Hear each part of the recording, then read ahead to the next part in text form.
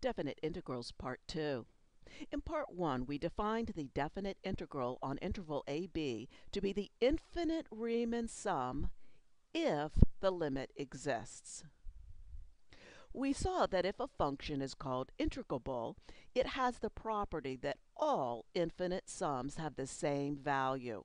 We asked what kind of functions could possibly have this property. We're now going to answer that question.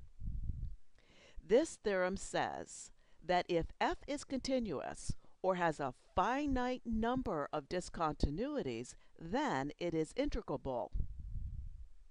So if I know a function is continuous and I'm asked to find the integral using a Riemann sum with n going to infinity, it doesn't matter which type of Riemann sum I use.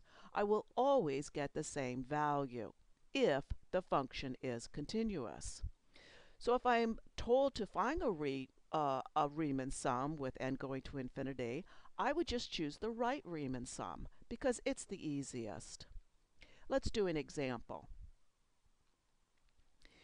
Use the definition to find the definite integral. Here's our strategy. We're going to find the right Riemann sum of f on the interval 0 to 2 for a fixed value of n. Then we're going to have n go to infinity. Fix n, then find delta x, x bar, and the corresponding Riemann sum. Delta x is 2 over n. X bar is 2k divided by that fixed value of n. We set up the Riemann sum using delta x, x bar, and the given function f. Next, we work with the summation, simplifying it until we can use summation rules that we know. Once we have simplified the Riemann sum, we use the appropriate summation rules. We're going to have to use the summation rule for k to the 3 and the summation rule for a constant. And after you do that, you simplify the result. Let me help you with what just happened here. 8 over 4 is 2. N squared over n to the 3 is 1 over n. Now, before having n go to infinity, we're going to need to simplify this expression. Otherwise, we're going to end up with an indeterminate form. So we need to simplify. And the first thing I would do is distribute 1 over n into the parentheses. You can leave the 2 on the outside of the parentheses. So distribute 1 over n and then multiply. Now I have a quotient, 2n squared plus 4n plus 2 divided by n squared. Do that division term by term. And this is what I get. Now the only simplification left to do is 2 plus 1 equals 3. So my right Riemann sum for a fixed value of n is equal to this. So that was step 1. Step 2 is to evaluate for n going to infinity. As n increases without bound, 4 over n goes to 0, 2 over n squared goes to 0, and so inside the parentheses that just converges to 3, and so my answer is 2 times 3 or 6.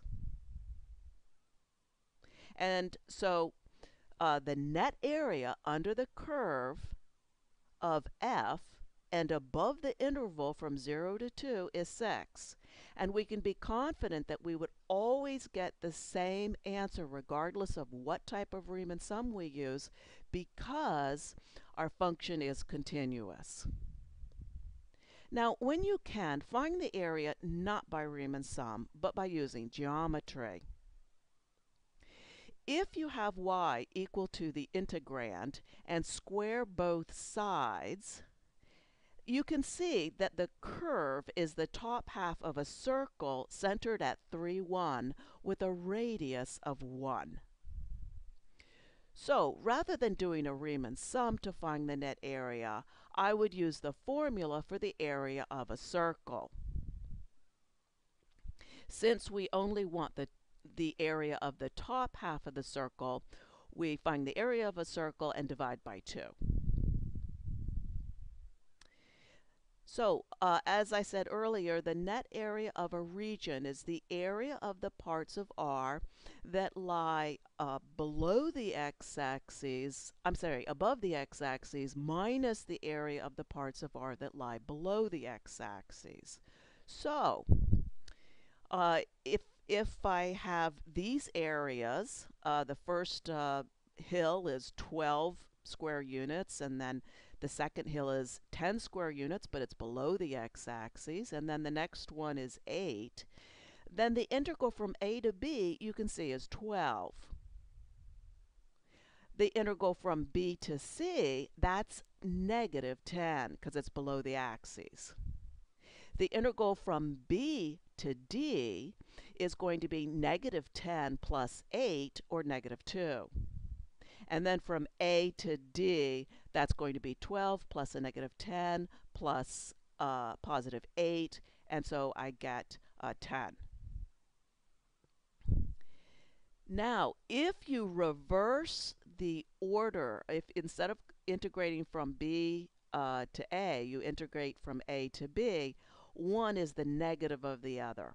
And also, if you integrate from a to a, then you get 0. And that makes sense because a point has no width. So let's see how this works.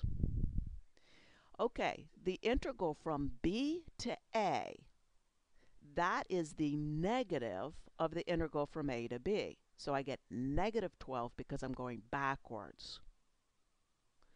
See if you can do c to a. Now, a to c, that's 2, but I'm going backwards. So c to a is -2. D to b, again, I'm going backwards. So b to d, that's -2, but I'm going backwards, so I get 2. And then the net area from c to c, where I don't move, that's equal to 0. In the next section, we're going to talk about how the definite integral that we've been discussing is related to the indefinite integral, which we've seen in previous sections. So, definite integral is net area. Indefinite integral is antiderivative. And these two are related, and we'll talk about that in the next section. Have a great day.